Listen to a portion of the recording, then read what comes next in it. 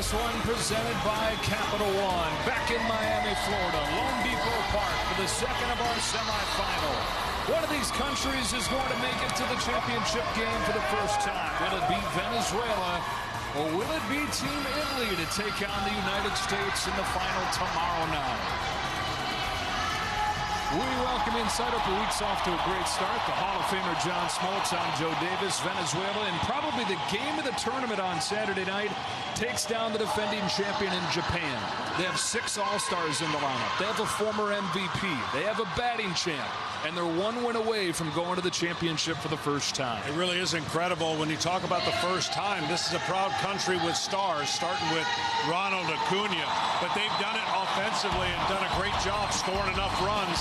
But what they've also done is pitched pretty well. This game had more emotion, and you couldn't paint a better picture for Team Venezuela to get here. Look, March Madness is right around the corner for NCAA. I don't know how many people could have predicted these two teams with a chance to go to the finals and take on Team USA. Yeah, it's like a 15 seed knocking off a 2 and then getting to the Sweet 16. And Team Italy, yeah, they didn't just beat Team USA. They've beaten everybody. They're 5-0, and they're in the semis for the first time. This is the best story in the tournament so far. Yes, they do have big leaguers on their roster, but nobody could have predicted they're 1 win away from facing USA for the second time. They've done it with thunder, power. Look at the offensive ranks. And oh, by the way, they got a really good pitcher on the mound for them in Aaron Nola. This team not only believes, they're confident, and they're not Cinderella anymore. Well, the biggest name on the roster is also their heart and soul. And for more on the Italian captain, down to Tom Verducci. Well, thanks, Joe. That's right. Vinny Pasquantino, the first baseman, you know him for his power. 32 home runs last year, 3 in one game against Mexico this year. But in the WBC, he has expanded on his power. The captain helps run the pregame hitters meetings. You'll see him during the game constantly talking to teammates about the opposing pitcher. And oh, by the way, he makes a mean cup of espresso in the dugout, hands out red wine to his teammates after the game, and leads the team in singing along to Bocelli and Sinatra on team charters. GM Ned Coletti has been in the game for more than 40 years, and he says Pasquantino is as great of a leader as he has ever been around. Vinny Pasquantino is El Cuore, the heart of Team Italy. Now here's Ken Rosenthal.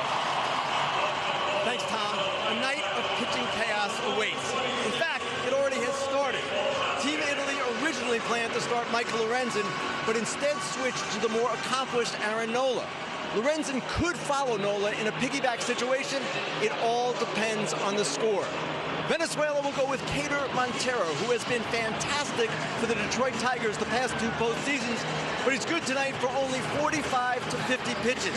Luider Avila, a starting pitching prospect in the Kansas City organization, also figures to work about 2 innings. From there, Venezuela plans to use 1-inning relievers the rest of the way. The managers will be active. The bullpen doors will be swinging, and the survivor gets Team USA. Joe. All right, Kenny, I know the Americans are watching intently. Venezuela and Italy facing off in the semifinal. It's been a party here in Miami, and it continues with first pitch for this one. It is Venezuela and Italy. And on paper, of course, Venezuela favored, but Italy's hoping the great equalizer is right here. Aaron Nola, who's entering his 12th season with the Philadelphia Phillies, and he's coming off 5 scoreless innings against Mexico to get them into the quarterfinal. Yeah, last year was a wonky year for him, but I love watching this guy pitch. He's about motion and spin, and he will throw 3 different fastballs, but he is going to break his curveball in so many different ways, and that's going to be the recipe of success. If he's going to have success, he's got to throw strikes, he's got to get ahead, but he's got to use his off speed against this really good Venezuelan team. Here's the lineup tonight. Ronald Acuna leads things off. The first of the 6 All-Stars in this group with Michael Garcia, Luis Arraez, and Eugenio Suarez to follow.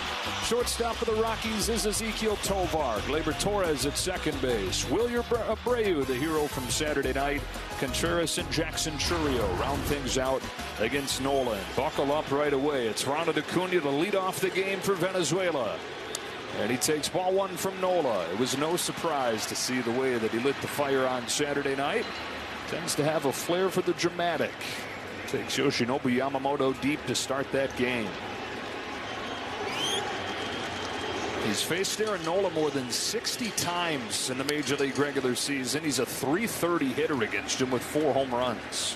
Well, Nola, when he's good, he's going to get a high chase percentage from the league, because that means he's throwing strikes and he's going to get guys to chase his fast off-speed stuff. And I think that's going to be the key again for tonight. That's some good fastball hitters on this team. Nola to Acuna with a 1-1 pitch. And a line drive to right center field. Jacob Marcy's there for the first out of the game. You mentioned it being a wonky year last year for Aaron Nola.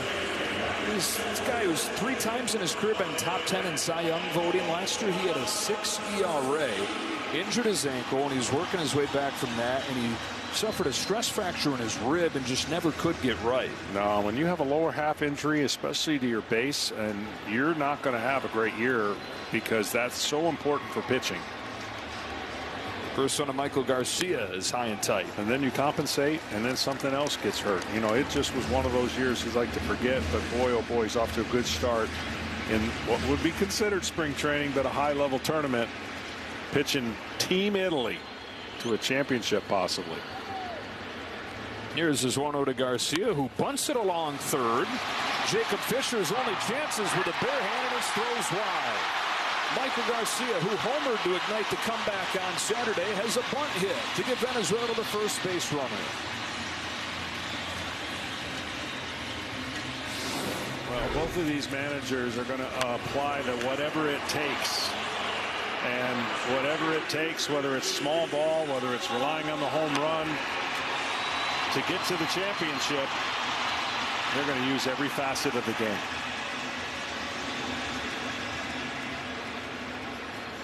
Garcia's aboard, and Luis Arraez comes up to the plate. 3-time batting champ. Statuesque. Taking ball 1. I talked about how much fun I have when I watch Nola. I have the same respect and fun watching Arraez bat, because it's a throwback. It's not what we see very often. And his command of the strike zone, and just doesn't swing and miss very often. There goes Garcia. Arraez lofts the fly ball to center field for Marcy. Comes on, makes the catch. He's got a chance at 2. Throw back to first in time. Picked by Pasquantino. A double play.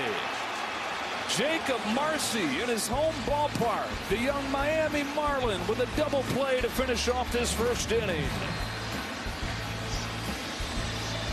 You're talking about in the playoffs, 8 1/3 innings the last 2 years, no runs. And Omar Lopez, the manager for Venezuela, was watching.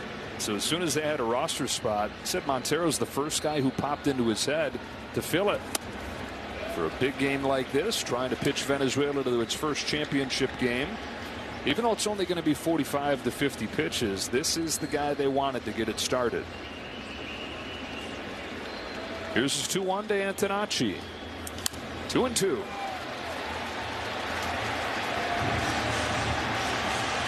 Yeah, it'll be a pass the baton type of game for the pitchers for Team Venezuela. And when you have these kind of games, you just want to put your teammate in the best case scenario when you pass it off, meaning don't give up any runs and keep the train moving.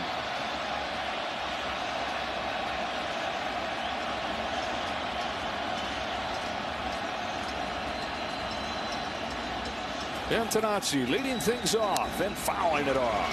White Sox minor leaguer, one of the 4 minor leaguers in this lineup. You say minor leaguer, but it's not that they're not good. It's just that these are young players who haven't yet established themselves. Team Italy is really a whole group of Italian Americans. They've got 22 players with major league experience, 21 of those born in the United States. Another 2-2. Antonacci has worked it full. Francisco Cervelli played for Team Italy 2009 and in 2017. And now managing them for the first time. Really has devoted his life to taking over Team Italy. He said devoted his life to a tournament the last 2 weeks. Well, he's moved to Italy. He's got a van, and he drives around the country trying to uncover baseball talent, trying to spread love of the game. He said if this is a success, then the country is going to be a totally different place than where he found it in terms of its relationship with baseball. Strike 3 called. He finally retires Antonacci for the first out of the night. Well, it's already making the front page of the sports, which never would it have that scenario playing out with soccer and the other sports they have over there. So it's already a victory, but he's not worried about that being a temporary thing. He wants to get to the championship and shock everybody. John Birdie, one of the guys with major league experience on this roster. Sinker to the knees, strike 1 on Birdie. Played in this ballpark for the Miami Marlins a couple years ago and led the majors in stolen bases, 41 of them in the 2022 season. That was before the stolen base, the bigger bases and pickoff rule. 41 is a huge number that year. John's trying to make his case to get a big league contract. 36 years old, does not have a team at this point. Having a good WBC with non-base of 500. He's homered. He's stolen a base. This tournament means a lot to just about everybody, and for different reasons. For John, it can be a showcase. 2-2.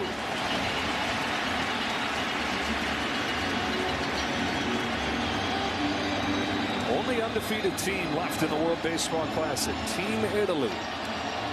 Beat USA, beat Mexico in pool play, and then took down Puerto Rico in the course. Nicaragua. He's used to this swing roll. It's what he's played for the Tigers his first 2 years. His payoff, it's lined towards center field and a base hit. First knock of the night for Team Italy comes from John Birdie.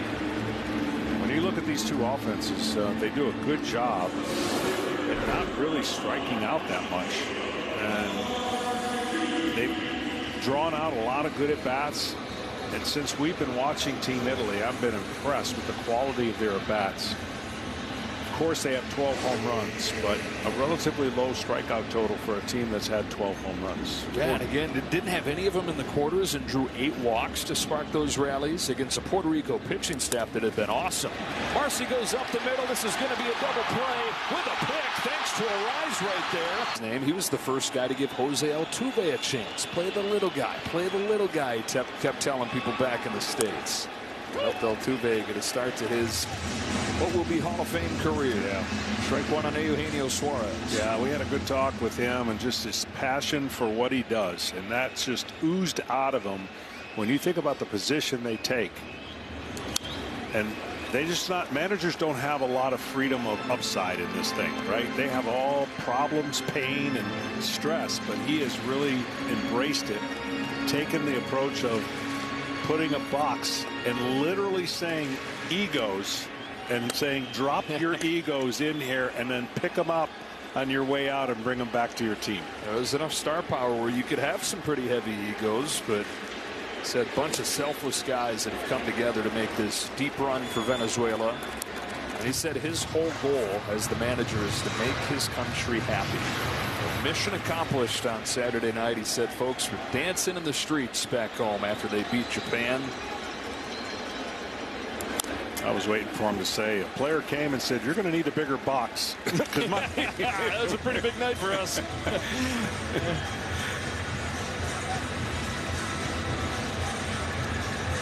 He's a player himself, played 100 games in the minors. He said he would have been a Hall of Famer if the field was pointed the other way. Anytime he sees a guy foul one back, he's like, ah, that was me. 2-2 on Suarez. Yeah, whatever that angle is that goes to foul balls over the front of the dugout on the first base side, whatever that angle is, he said if the field was that angle, I'm pretty good. King of the flare foul. 2-2 on Suarez. Grounds it foul. You can always feel pretty good about making a bet. You're going to have a home run or a strikeout when Eugenio Suarez is at the plate. That's exactly right. He definitely is ready to swing and ready to lift the ball. 325 home runs in his career. That's third all time for players from Venezuela. Miguel Cabrera, Andres Galarraga, and then Eugenio Suarez, who stays alive here.